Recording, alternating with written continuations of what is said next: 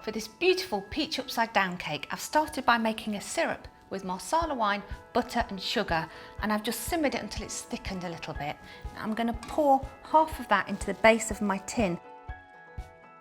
I've got 4 lovely peaches here that I've stoned and cut into 8 segments. Just make sure the peaches sit quite snugly next to each other because they will soften down as they bake. Now the cake itself is a really easy all-in-one. I've got some butter here.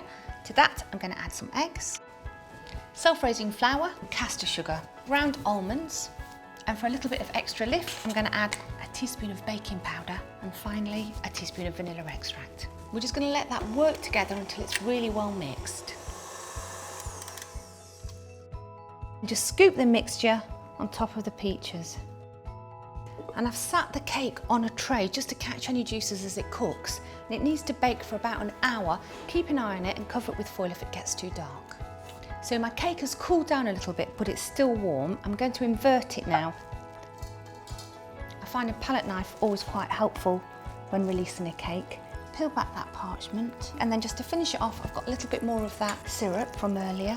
And then with a brush, just spread it over the surface of the cake and then slice it and serve it while it's still warm with some crème fraîche. For more baking recipes, don't forget to click to subscribe.